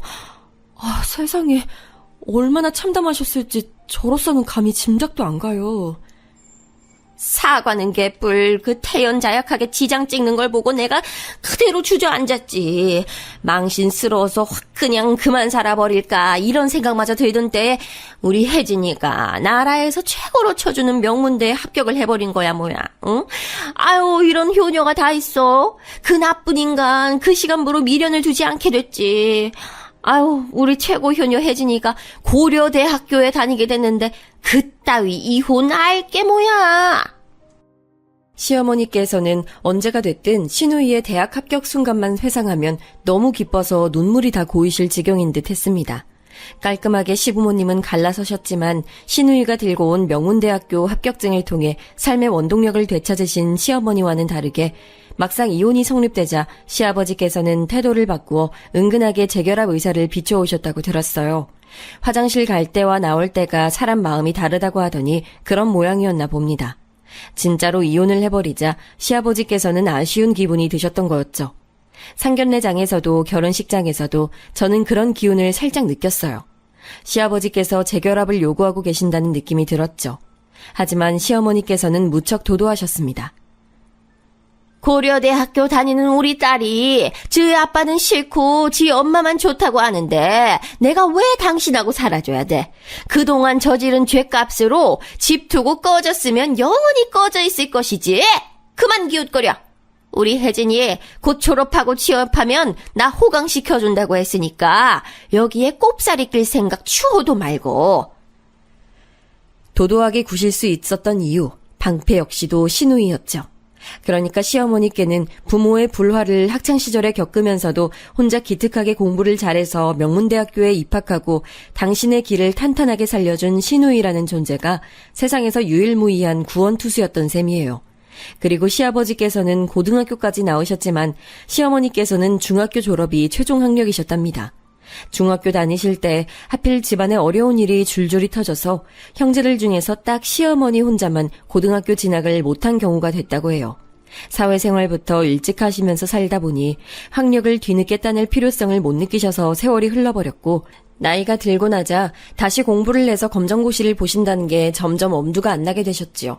그런 시어머니의 내면에는 학벌 콤플렉스, 집안에서 당신 혼자 중졸이라는 것에 대한 억울함 등이 오랜 세월 뒤섞여 있었고요. 시아버지의 외도로 심신이 오래 지쳐 계셨던 시어머니는 신우이의 명문대 합격 하나로 그 모든 것에 대한 해결을 해내신 게 틀림없었습니다. 그러거나 말거나 단면만 보자면 제가 영향을 받을 건덕지는 없어 보였어요. 결혼하기 전까지는 그랬죠. 그런데 결혼하고 나니까 시어머니께서 저를 틈만 나면 앉혀놓으시고 우리 혜진이 타령을 해대시니 저도 슬슬 사람인지라 귀에 진물이 나는 것 같아졌습니다. 시어머니께서는 가까운 지인이 몇 없으셨어요. 어디 가서 딸 자랑을 늘어놓으실 때가 마땅치 않으니까 저에게 자꾸만 말씀을 하셨던 거예요. 하셨던 말씀을 또 하고 결혼한 후에 2세 계획도 바로 있었고 해서 회사로 출퇴근 안 하고 간단하게 재택근무로 일을 하고 있었는데 저를 찾아오시거나 부르시거나 무조건 둘 중 하나를 해내시는 시어머니 때문에 너무 스트레스를 받았어요. 제 본심에 맞춰서 행동하기엔 저의 소심한 성정이 제 발목을 잡았어요. 게다가 남에게 싫은 소리, 나쁜 소리 하면서 기분 좋아지는 사람은 없잖아요. 저도 그랬죠. 이왕이면 나쁘게 말씀드리고 싶지 않으니까 빙빙 애둘러서 말씀드리게 됐고 그게 시어머니께는 전혀 안 통해서 저를 계속 붙잡고 이러쿵 저러쿵 떠드시는 게 계속됐죠. 제가 인내심을 꾹 붙잡고 버티던 어느 날이었어요. 참외 3개를 가지고 시어머니께서 또 예고 없이 불쑥 저희 신혼집을 방문하셨습니다. 예, 넌 집에 있었으면 불이나 캐 나와봐야지. 네 시애미가 왔는데도 어쩜 그렇게 건석으로 맞이하냐? 어머님, 어제도 뵙고 엊그제도 뵙기 때문에 제가 어떻게 많이 반가워해드려야 할지 모르겠어요. 오늘은 무슨 일 때문에 오셨어요? 무슨 일이 특별히 있어야지만 내가 여기 올 수 있는 거니? 너도 참 말도 싸가지 떨어지게 내뱉네. 가방끈이 짧더라도 예의마저 잘라먹고 살면 안 되는 거야. 알아들었어? 넌 한 번 말해선 빨리 못 배우니까 내가 내일 또 알려주마. 아니에요, 어머님. 저 배웠어요. 예의 잘라먹고 살면 안 된다고. 그거 가르쳐 주신 거죠? 네, 숙지했습니다. 저 그런데요, 어머님. 제가 지금 작업할 게 있어서 컴퓨터 앞에 앉아 있어야 하거든요. 바빠서 그러는데 오늘은 왜 오셨는지 말씀 먼저 해주시면 안 될까요? 너는 내 손에 들린 걸 보고도 이유를 모르겠단 거야? 참외 먹자고. 이거 볼 일이 있어서 왔다는 걸 넌 아직도 눈치를 못 채? 역시 배움의 정도가 낮아서 그런지 관찰력도 쥐꼬리만 하네. 우리 혜진이 같았으면 이미 진작에 참외 다 깎아서 내왔어 이거 사. 그때 정말 제 인내심이 흔들리더라고요. 남편이 하도 제게 세상에서 가장 불쌍한 우리 엄마라는 식으로 말을 많이 해놨던지라 저도 웬만하면 갸륵한 마음으로 시어머니를 대해드리려고 노력 많이 했거든요. 시아버 때문에 가슴앓이를 하고 사셨다는 것이 같은 여자로서도 너무 측은하고 가슴 아프기도 했고요. 그런데 이런 저를 시어머니께서는 자꾸만 손수 흔들어대시며 제 인내심을 갉아드셨어요. 제가 입 꽉 깨물고 화를 죽이고서는 일단 참외부터 깎았습니다. 얼른 깎아드리고 저는 컴퓨터 앞으로 갈 생각이었어요. 속으로는 다 드시면 가겠지 싶었네요. 그런데 제가 깎은 참외를 보시더니 시어머니께서 갑자기 제 이마에 꿀밤을 꽝 하고 먹이시는 게 아니겠어요? 저는 참외 껍질 정리하다 말고 갑자기 눈앞에 별이 보여서 혼비백산했습니다. 지금 저 주먹으로 때리신 거예요, 어머님? 갑자기 사람 머리는 대체 왜 때리셨어요? 때리다니 머리통 안에 뇌가 들었나 안 들었나 그거 확인하려고 톡톡 두드려 본 거야. 수박이 잘 익었나 안 익었나 보려면 겉을 두드려 봐야 하잖니. 그런 맥락이야. 어머님, 사람 머리인데 당연히 안에 뇌가 들었겠죠. 저 학교 다닐 때 선생님한테 말고는 한 번도 머리 이렇게 맞아본 적 없는데 솔직히 아픈 것보다도 너무 심정이 복잡해요. 저 지금 어머님 더 못 보겠어요. 이만 가주셨으면 해요. 아이 참외를 개발세발로 깎아놓은 꼬라지 보니까 뇌가 들었는지 의심이 되는 것을 그럼 나보고 어떡하란 소리야? 너 어디 애호박 써니? 세상 천지에 누가 참외를 통통통거리며 잘라? 세로로 반듯하게 잘라야지. 아이, 우리 혜진이 같았으면 참외 하나도 센스 있게 잘랐을 텐데. 아우 하여간에 하나부터 10까지 너무 비교되는 게 많아서 감당이 안 돼. 그쯤 되니까 참는 쪽이 호구며 등신이 되는 것 같아졌어요. 시어머니께서 불안정했던 심신의 위로를 시누이를 통해 받으신 만큼 거의 병적으로 우리 혜진이가 가장 잘났다는 것에 집착하시면서 저와의 비교를 통해 자꾸만 확인받고 싶으신 것까지는 저도 이해가 갔어요. 하지만 이해가 간다고 해서 납득이 되는 건 아니었죠. 제가 얼굴에서 표정을 싹 지운 채로 시어머니를 똑바로 쳐다보며 조용히 말씀드렸습니다. 어머님, 아가씨에게 결혼할 사람 생겼다면서요. 꼭 그 상대가 아니더라도 아가씨는 결혼을 하시겠죠? 한번 생각을 해보세요. 아가씨가 결혼해서 시어머니에게 머리 맞고 잔소리 폭탄 맞으면서 기 못 펴고 사는 며느리가 되면 좋으시겠어요? 그걸 원하시는 거예요? 뭐? 너 지금 제정신이야? 우리 혜진이가 얼마나 찬란 인재고 인물인데 그딴 취급당한다는 거야. 말도 안 되지. 결혼해서 우리 혜진이가 그런 이상한 시어머니 만난다니. 그럼 나는 그 결혼 절대 못 시켜. 다행히 상식은 있으셨네요. 어머님, 방금 느끼신 감정, 머릿속에 드신 생각, 그게 바로 제 현재를 보며 제 친정 식구들이 품을 만한 감정이고 생각이에요. 그런 이상한 시어머니를 만난 불쌍한 처지의 며느리가 바로 저라고요, 어머님. 그러자 시어머니께서는 금세 얼굴이 붉게 달아오르셨고 제게 화를 쏟아내고 싶으신 모양인지 입술이 연신 움찔거렸으나 쉽사리 말씀을 뱉진 못하셨어요. 저는 그 틈을 타서 자리에서 일어났고 시어머니의 겉옷을 챙겨드렸습니다. 이제 나가시라는 표시였죠. 이제 찾아오지 마세요. 저도 안 찾아가요. 딱히 용건이 없는데 만나고 사는 것 자체가 고부관계에서는 안 될 일이었던 것 같아요. 이만 가보세요, 어머님. 어머머머머, 너 왜 이렇게 싸가지가 없고 예의를 다 잘라먹었니? 기가 엄청나게 드센 걸 보니 가방끈도 짧은 주제에 사회생활하면서 돈 벌어먹으려면 너 정도로는 독해야 하는 건가 싶네. 우리 아들 기 모표게 꽉 쥐어잡고 사는 건 아니지? 너 나 몰래 우리 혜진이한테 나쁜 소리 해다는 건 아니겠지? 그런 의심을 왜 하세요? 저 그렇게 안 살아요. 저를 꽉 쥐어잡고 싶어 하는 사람, 저에게 나쁜 소리 하는 사람은 있어도 제가 다른 사람에게 그러고 살진 않아요. 안 그러려고 노력하면서 산다고요. 지금 너에게 그러는 사람이 바로 나란 얘기하고 싶은 거야? 이런 맹랑하고 건방진 걸 보았나? 내가 너한테 얼마나 친근하게 잘 대해주고 챙겨주고 아껴주고 다 했는데 넌 은혜를 원수로 갚는구나. 너 같은 무식한 며느리를 내가 드리는 게 아니었는데 아우 원통하다 원통해. 원통하게 해드려서 죄송해요, 어머님. 제가 멀린 못 나가요. 알아서 살펴가세요. 말씀드렸다시피 제가 지금 좀 바빠서요. 어머님은 저보다 유식하고 은혜 베푸시는 분이니까 이해하시죠? 제가 일부러 사근사근하게 말씀드렸더니 제대로 약이 오르셨는지 시어머니께서는 길길이 날뛰시면서 저희 집을 나가버리셨어요. 나가시면서도 저에 대한 욕을 계속 중얼거리시더군요. 제법 대범하게 배짱을 부리며 시어머니를 상대하고 또 물리쳐냈으나 저는 다리에 힘이 풀려서 거실에 한참을 주저앉아 있어야 했어요. 왜 기어이 사람 입에서 직설적이게 모진 말이 나오게 만드신 것인지 시어머니가 원망스러웠죠. 그리고 그날 남편이 퇴근했을 때 저는 아뿔싸 싶었습니다.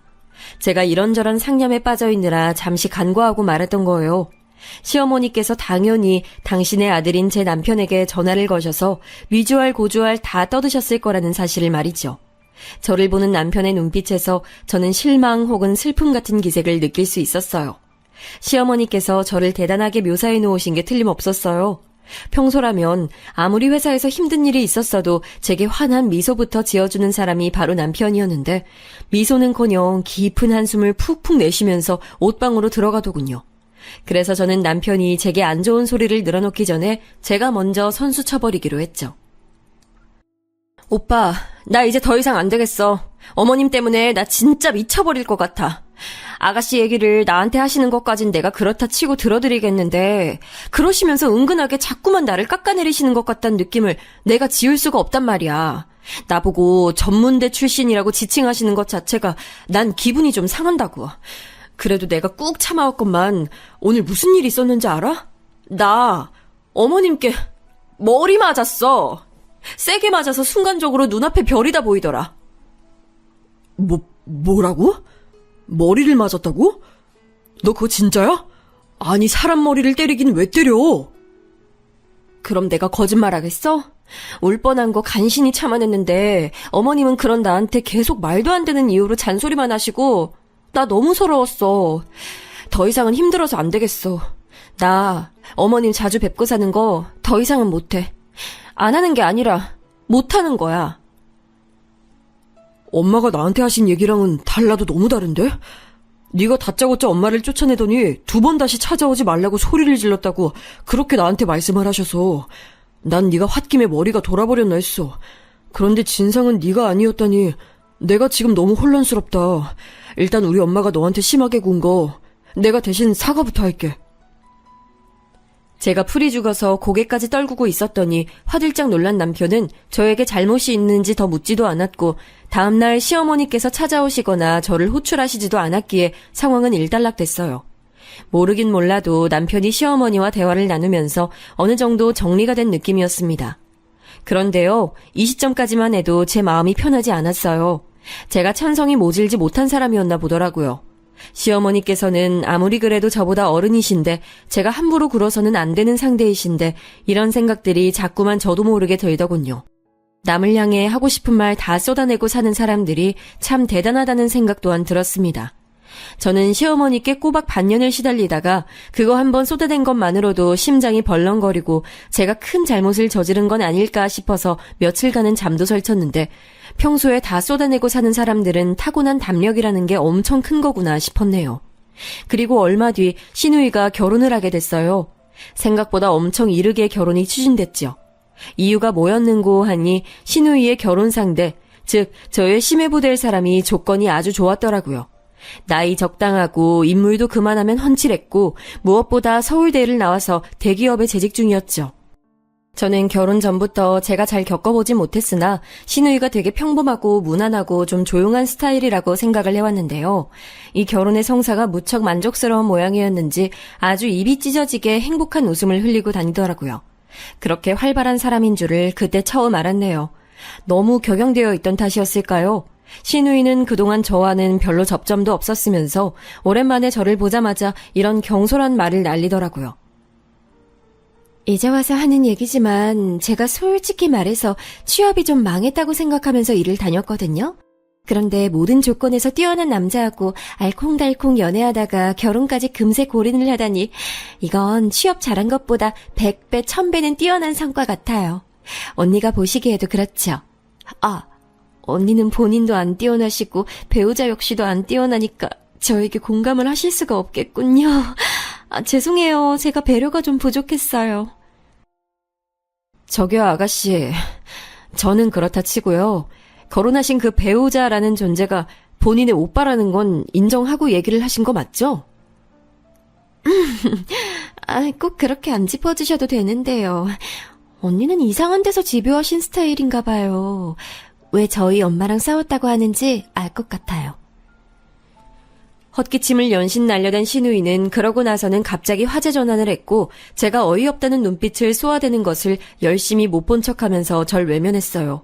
그제서야 저는 굉장히 보통이라고 여겨졌던 시누이 역시 꽤나 독특한 구석이 있다는 걸 알게 됐던 것이죠. 콩 심은 데 콩 나고 팥 심은 데 팥이 난다더니 정말 그렇더라고요. 시어머니와 외모가 닮은 쪽이 남편이라서 저는 더욱 시누이는 시어머니와 결이 다른 인물이라고 여겨왔는데 오판이었던 것이죠. 기가 막혀서 저는 절레절레 고개만 흔들었고 굳이 시누이에게 더 따지지 않았어요. 시누이의 결혼 소식차 시댁에 모인 참이었기 때문에 당연히 시어머님께서도 계셨고 저는 되도록 조용히 있다가 조용히 사라지고 싶었기 때문이에요. 시어머니를 뵙기가 조금은 민망하더라고요. 그런데 갑자기 예상하지 못한 상황이 벌어졌어요. 남편이 식사 후 부엌에서 식기를 정리하고 있던 저에게 손짓을 몰래 하더니 저를 작은 방으로 데려가는 거예요. 영문을 모르고 따라가 봤더니만 글쎄 그곳에 시어머니께서 어색한 표정으로 계셨습니다. 상황 파악을 한 제가 욱해서 남편을 쏘아봤죠. 그런데 눈치가 없는 건지 남편은 저에게 윙크를 날리며 조용히 문을 닫고 나갔습니다. 시어머니와 화해의 장을 마련해 준 거예요. 진짜 미치겠더라고요. 남편이 우리 엄마가 세상에서 제일 불쌍해 라고 생각하는 사람인 것을 제가 간과했던 게 잘못이었겠죠. 아내인 제 의견은 개코도 물어보지 않고서 독단적으로 시어머니와 샤바샤바해서 이런 자리를 만든 남편이 원망스러운 건 원망스러운 것이고 당장에 어떻게 해야 할지 몰라서 저는 멋쩍게 미소만 흘려댔어요.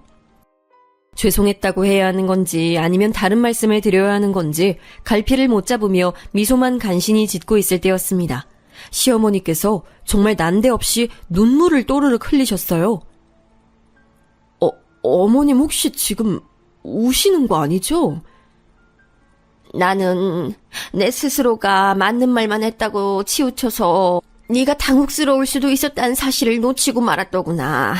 맞는 소리를 하더라도 그걸 때와 장소를 가려가며 해야 했었는데 바보한테 바보라고 부르면 그거 듣고 좋아하는 바보는 없잖니. 내가 이걸 알았어야 했는데 내 생각이 짧았단 걸 인정하마. 내가 중학교까지밖에 못 나와서 이런 헤아림이 부족한가 보다. 배움이 얕은 내 탓이고 내 잘못이지. 네? 어머님, 학교를 중학교까지밖에 못 나오신 거랑 지금 이 상황이 무슨 연관이 있는 건지 저는 일단 잘 모르겠고요.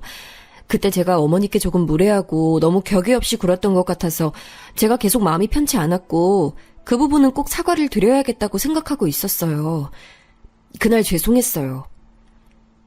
시어머니의 발언 속에서 약간 이게 뭐지 싶은 구석을 발견했지만 갑작스럽게 독대를 하게 된 상황이었기에 제가 살짝 정신이 없어서 그냥 넘겨버렸어요. 어차피 제가 시어머니께 사과를 드리고 나서 그 후로 적당한 거리를 두고 지나면 장땡이라고 생각하고 있었으니까요. 뭐가 됐든 상관없다 싶었네요. 그런데 제가 아니랬던 거죠.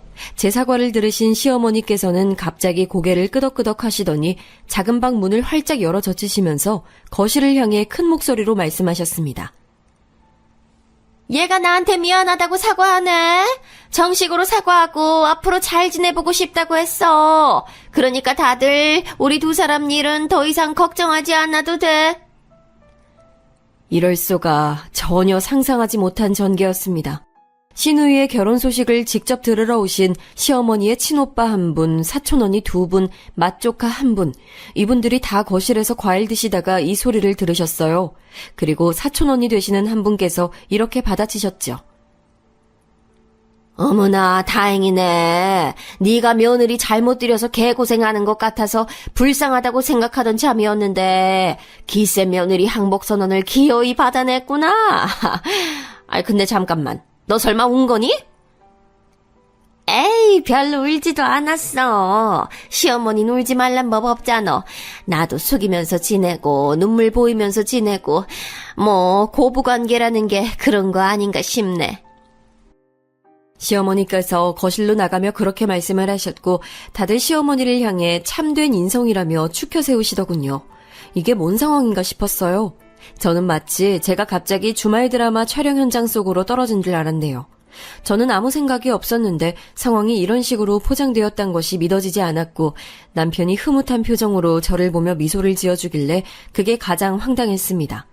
어른들께서는 다들 저를 향해 앞으로 시어머니께 봉사하는 마음으로 잘하고 살고 성질 좀 죽이고 살라며 덕담으로 가장한 잔소리를 날려주셨는데 그때 제가 너무 어안이 벙벙했던지라 내용은 솔직히 기억이 잘 안 나네요.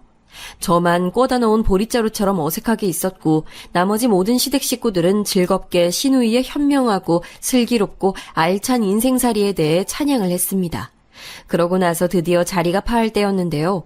시어머니의 사촌언니 되시는 그분이 저에게 새끼손가락을 내밀면서 이런 말씀을 큰 목소리로 하셨어요. 앞으로는 시어머니와 더불어서 사이좋게 지내는 며느리로 살겠다고 약속!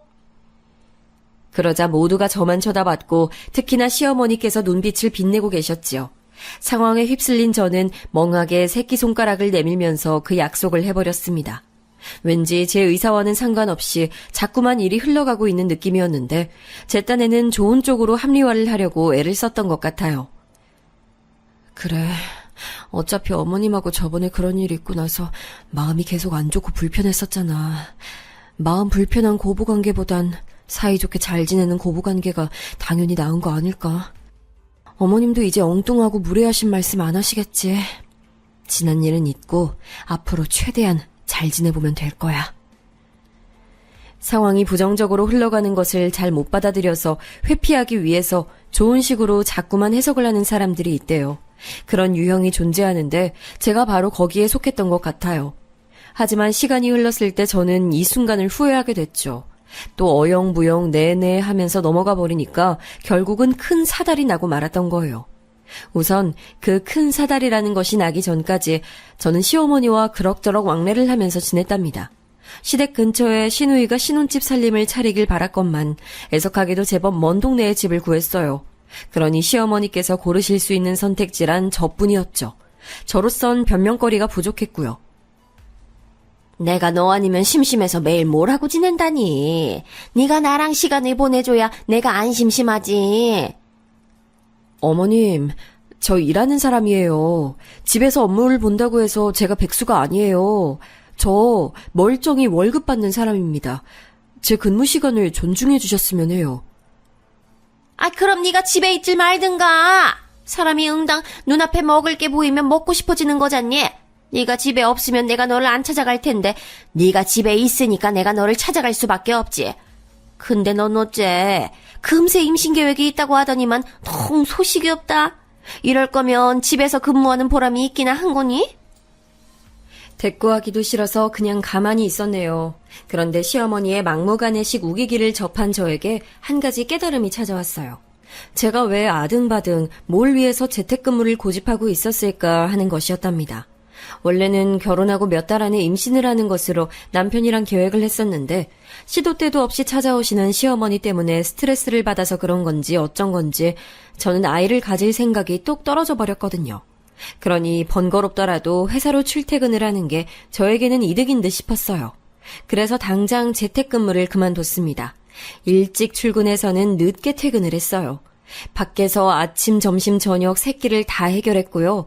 그러자 단 사흘 만에 남편이 난리가 났습니다. 아침에 네가 먼저 나가니까 날 깨워주고 계란 부쳐주는 사람이 없어. 저녁에 집에 돌아오면 나 반겨주는 네 얼굴 보는 게 내 피로 회복이었는데 불 꺼진 캄캄한 집에 나 혼자 귀가하는 게 얼마나 쓸쓸한 줄 알아? 저는 네 집 개가 짖나 하는 태도로 하품이나 날려줬네요. 그러자 남편은 저와 대화가 안 되니까 무척 답답해했고 서서히 자기 모친을 원망하기 시작했죠.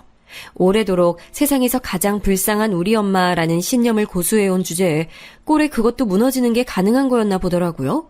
그때 남편의 심정이란 우리 엄마만 아니었어도 내 와이프가 집에서 계속 나를 챙겨줬을 텐데 이게 다 엄마 때문인 것 같지만 이걸 따지기에는 내가 불효자가 되는 것 같아서 차마 그럴 수는 없고 그렇다고 내 와이프가 계속 나가서 일하는 건 싫고 이거 어떡하지? 라는 식이었답니다. 남편이 전전긍긍하는 것을 저는 모르는 척하면서 능청스레 지냈어요. 제가 먼저 이야기를 꺼내주길 남편은 기다리는 눈치였지만 제가 그런 걸 감지 못하는 척 한 것이었죠.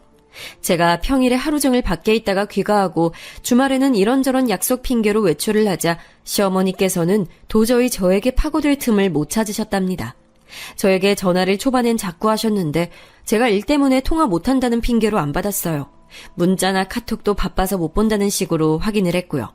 그랬더니 도저히 수를 못 찾으시겠는지 점차 연락하시는 빈도가 줄어들었죠. 시간이 조금 지나서 이렇게 원천 차단이라는 것을 해놔야 하는 것이었구나라는 생각이 들 무렵이었습니다. 큰 사달이 드디어 벌어졌는데 발단은 신우이의 이혼이었어요. 신혼 1년차 깨를 볶으며 한창 잘 지내야 할 시기에 갑작스러운 이혼 소식이라니 저나 남편이나 이게 뭔 날벼락인가 싶어서 놀랐는데요. 이혼 사유가 신우이에게 있다는 것을 알고는 더 놀라서 아예 자빠질 뻔했습니다. 뭐라고? 아가씨가 바람을 폈고 그걸 제대로 걸리는 바람에 이혼당하게 됐다는 소리야? 아니 어쩌다가? 너무 만족스러운 결혼을 한다면서 아가씨 의기양양하던 모습이 바로 어제일처럼 눈에 선명한데 그런 사람이 아직 신혼임에도 바람을 피웠다고? 대체 상대가 누구래? 진짜 돌아버리겠다. 나도 혜진이가 설마 그럴 줄은 몰랐어. 공부머리 좋고 똑똑하고 뭐 하나 빠지는 거 없이 잘난 우리 집안 자랑이 바로 내 동생이었는데 고등학교만 나오고 계약직으로 공장 다니고 모아둔 돈은 한 푼도 없고 거기에 아직 군대도 안 다녀온 놈이랑 눈이 맞아서 바람을 피웠다네. 둘이 과감하게 팔짱까지 끼고 숙박업소로 향하다가 걸린 모양이야. 세상에.